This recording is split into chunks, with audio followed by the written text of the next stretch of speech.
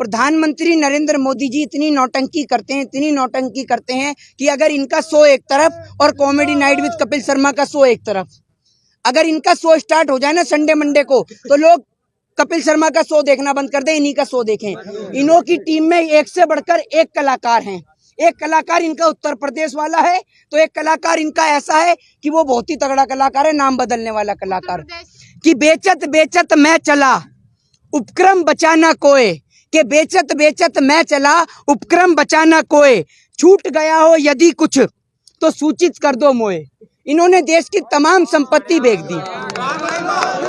मोहित शर्मा, सबसे पहला सवाल, आप किसान हैं क्या? सबसे पहला सवाल हाँ या ना में बता दीजिए। एक बात आप मुझे बताइए कि अगर जो किसान है उसी का ये आंदोलन है क्या? नहीं, कहाँ से डिग्री लेके आई हैं आप? किसान हैं। अरे एक बात तो मुझे बताइए, हाँ या ना में उत्तर आप तो मुझे, दीजिए। मैं तो किसान नहीं हूँ। तो परजीवी है? परजीवी है ना फिर। आप सर्टिफिकेट बांट रहे हैं कौन परजीवी है और कौन आंदोलन जीवी है। आप किसान हैं? हम नहीं बांट रहे, हम नहीं बांट रहे।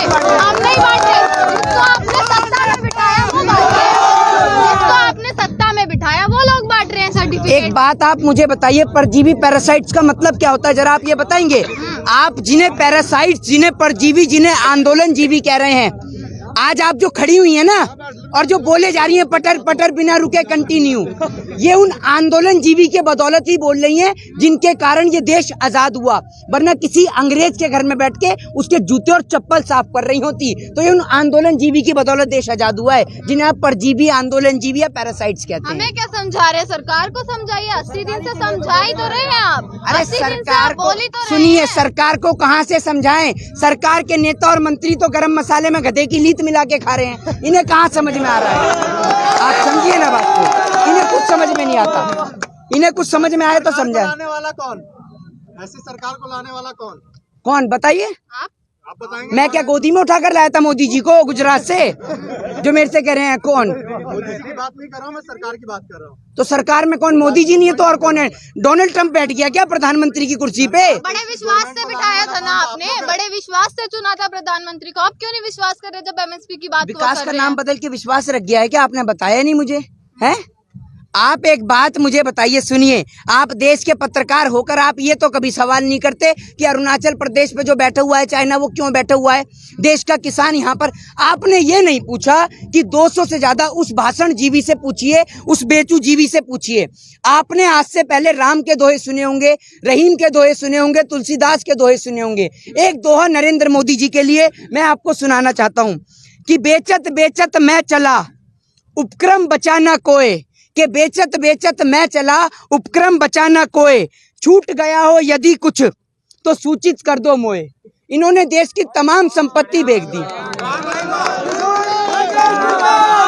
हमने जिन्हें समझा था लीडर, वो तो निकले रंगा बिल्ला प्रॉपर्टी डीलर। आप ये समझिए, ये रंगा बिल्ला प्रॉपर्टी डीलर वाले पूरे देश को ही बेचने में लगे हुए हैं, जैसे इनके बाप दादाओं को हिंदुस्तान दहेज में मिल गया हो कि बेचते रहो बेचते रहो, ये बेचे ही जा रहे हैं। आप ये देखिए, प्रधानमंत्री नरेंद्र मोदी जी इतनी नौटंकी करते हैं कि अगर इनका शो एक तरफ और comedy night with Kapil Sharma का शो एक तरफ, अगर इनका शो स्टार्ट हो जाए ना संडे मंडे को, तो लोग कपिल शर्मा का शो देखना बंद कर दें, इन्हीं का शो देखें। इन्हों की टीम में एक से बढ़कर एक कलाकार हैं।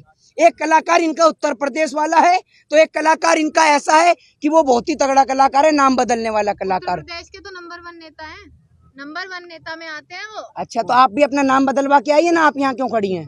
आप जाइए एक बार मिल के आइए उनसे।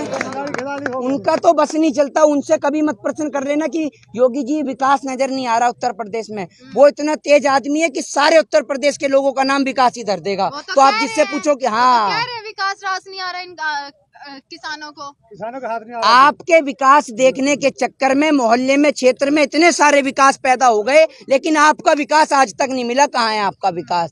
आपका काम सिर्फ ये है देश के किसानों को प्रताड़ित करना, उनको शोषित करना, देश के किसानों को परेशान करना और लाखों करोड़ों रुपया बहा देना सिर्फ नाम बदलने में।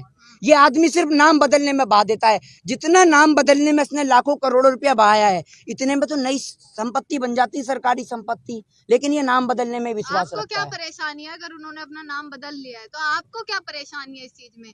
नेतागिरी तो अच्छी करते हैं ना। वो तो देख तो लीजिए। आप अपना नाम बदलती क्यों नहीं है? आपका नाम, क्यों अरे बदलेंगे? आपको सुनिए, क्या परेशानी है उनके नाम बदलने तो से? आपका भी तो नाम बदल गया है? पत्रकारों से होकर दलालगिरी भी तो रख गया है आपका नाम, है?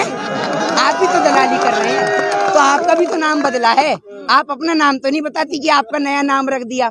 जब योगी जी नाम बदल सकते हैं तो देश की जनता भी तो नाम बदल सकती है। तो देश की जनता ने पत्रकारों का नाम दलालगिरी रख दिया, तो इसमें आपको क्या आपत्ति है? ये बताइए ना, कोई आपत्ति है आपको इससे? कौन से पत्रकारों को क्यों कह रहे हैं आपत्ति आप? है? कौन से पत्रकार हो? यहाँ जितने भी पत्रकार मौजूद है वो किसानों के समर्थन वाले पत्रकार हैं। तो आप इनसे फिर भी आपको परेशानी तो है? आप किसान इनसे भी आपको परेशानी, आपको चाहिए क्या फिर? परेशानी को क्या, मैंने इनको क्या कह दिया भैया? ऐसे जो परेशानी हो गई, आपने कहा कि अच्छा काम करें, जब आप सरकार की वकालत करेंगी तो प्रश्न का जवाब भी तो देना पड़ेगा। सरकार की वकालत- मतलब नहीं, आप एक बात मुझे बताइए, आप प्रश्न करें, ठीक है, और मैं कह दूं जी योगी जी ठीक कर रहे हैं, तो आप शांत हो गई। तो आप सुनिए, अरे सुनिए, मैं मोहित जी सुन रहे हैं, मोहित जी आप ही की सुन रहे हैं पिछले 6 महीने से, लेकिन आपकी सुनने का कोई फायदा नहीं है। आपकी और एक वो 24 घंटे आ जाता था, पूछता है भारत, पूछता है भारत, पूछता है भारत। अरे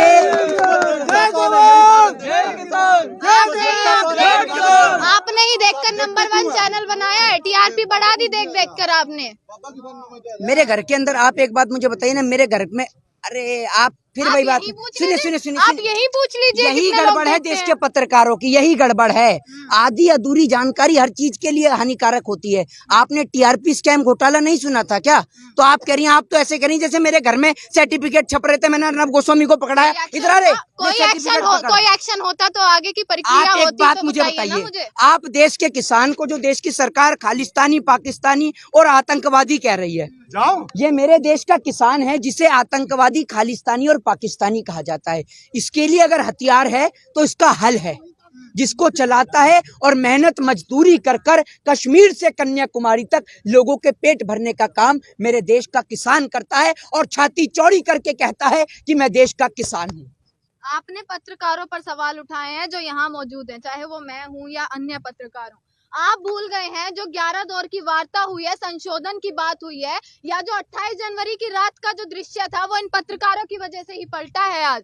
तो मैंने तो आप एक फिर वही बात, मैंने आपसे क्या क्या कि देश की सोशल मीडिया के जरिए मेन स्ट्रीम मीडिया जो बिक चुकी है, उनके ऊपर हमारा सीधा प्रहार है। वो लोग जिन्होंने, हाँ, कीजिए ना, वो आप लोग, बात क्यों कर सुनिए, रहे हैं? वो लोग जो मेन स्ट्रीम मीडिया के अंदर रहकर देश की सरकार को समर्थन दे रहे हैं, देश की सरकार की गुलामी करने में लग रहे हैं, उन लोगों को ये लोग इतनी, आप ये देखिए कि मेन स्ट्रीम मीडिया के लोग की इतनी हालत उनकी खराब है कि वो चाइना को लेकर बात नहीं करते, देश के किसान को लेकर बात नहीं करते।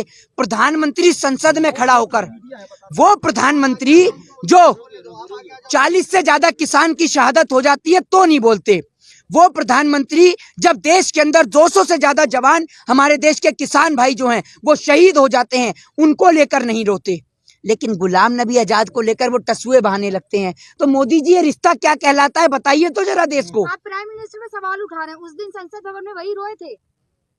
किसको लेकर रोए थे?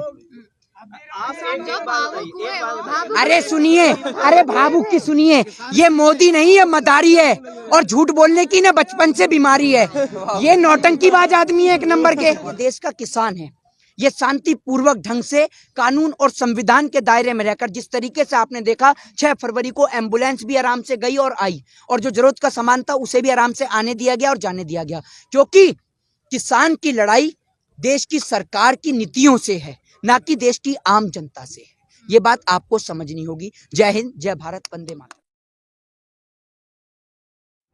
गणतंत्र न्यूज की और वीडियो को देखने के लिए चैनल को सब्सक्राइब करें और सीधा नोटिफिकेशन पाने के लिए बेल आइकॉन को ऑन करें।